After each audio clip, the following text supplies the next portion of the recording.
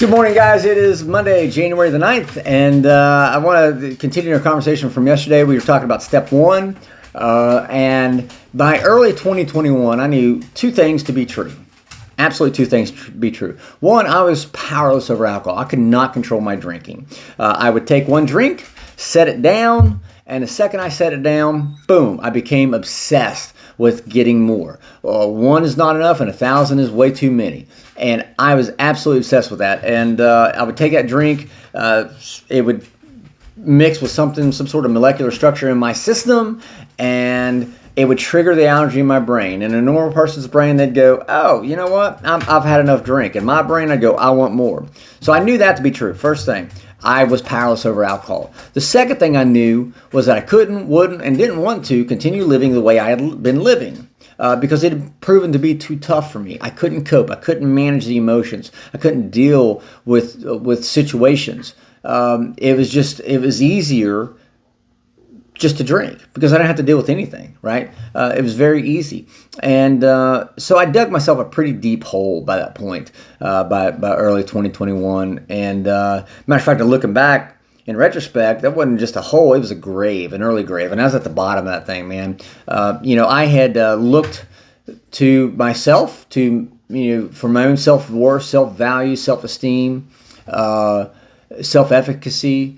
I looked for myself, and I couldn't give that to myself. So I started looking at other people, wanted other people to make me feel better about me.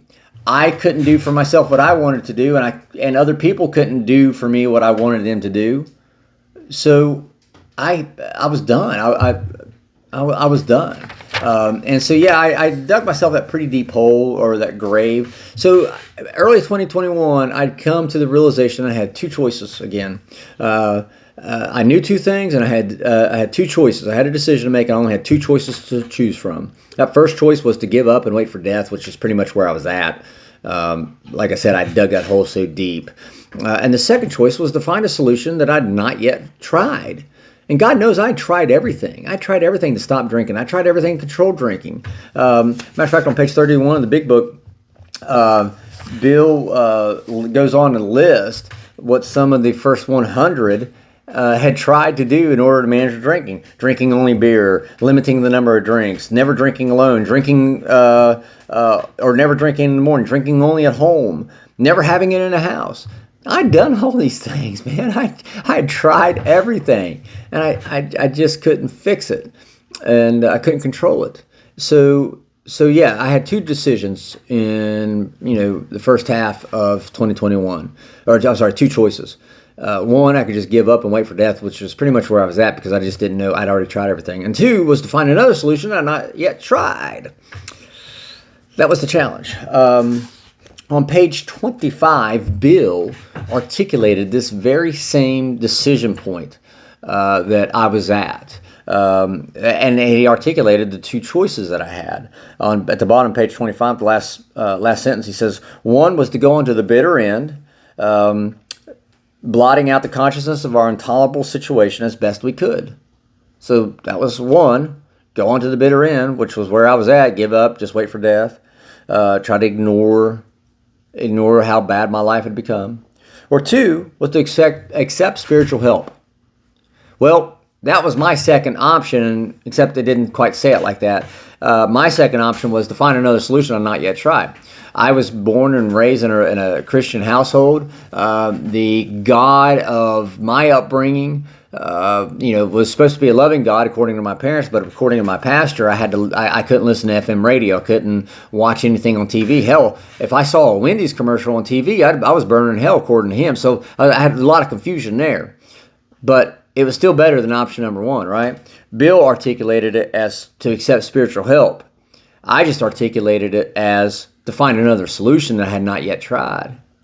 I really didn't want to go with option one, which was to give up and to die. So I was willing, at least, to try option two. But the accept spiritual help, okay, sounds good. At this point, what do I have to lose? I'm going to die anyway. What do I have to lose? I'm going to die anyway. Now, that was where I was at. So I might as well try the spiritual help thing. What's that mean? And coming into the rooms of AA, joining the Fellowship of Alcoholics Anonymous, It was a big deal because people would talk about their higher power, their God, a God of their understanding. And I didn't get it. At the time, I didn't get it. I thought God was God. Because again, my upbringing, and we'll talk more about this as we get into steps 2 and 3 for sure. But yeah, I just, okay, what is the step 2 thing? I already knew I was powerless over alcohol. I knew my life had become unmanageable. So what's step 2? We came to believe in a power greater than ourselves. We came to believe that a power greater than ourselves could restore us to sanity. That was step 2. Well, let's think about that for a second. I mentioned it just a little bit ago how I couldn't do for me what I wanted to do for me, and other people couldn't do for me what I wanted them to do for me. So if I couldn't do it and other people couldn't do it, that means no human could do what I wanted to have done for me, which was to make me feel good about myself, give me self-value, self-worth, self-esteem. No human being on this planet could. So what's the only other option? A power greater than me, a power greater than you, meaning a power greater than humans, which translates to spiritual help. And so for the first time, coming in the rooms of AA, for the first time, I looked up out of that hole, that grave that I dug myself, and I found hope. I heard hope. I could hear hope in the stories, in the people sharing in the rooms of AA. It said, oh my God, it told me, I've got a chance. I may not have to give up and wait for death to take me. I've got a chance. Let me tell you something. When I realized that, when I saw that there was hope, listening to other people share their experience, strength, and hope, I wondered what they had. And the great news about it, they gave it to me willingly, for free, no hidden agendas, no nothing. They wanted to see me get sober. And that lit the fire for me, folks. We're going to talk a lot more about step 2 over the next couple of days. There's a lot of things I want to go in depth about. But I hope this encourages you. We came to believe that a power greater than ourselves could restore us to sanity. We're not talking about religion. We're not talking, be very clear about this. We are not talking about religion. This is something that's bigger than you and bigger than me. That's what restored me to sanity. If I'm still sane, but that's debatable. Anyway, I'm going to let you guys go for the day. We'll talk more tomorrow about step 2. Ryan and Michael Bragg, I look forward to seeing you guys tomorrow night. We're going to have some fun tomorrow night.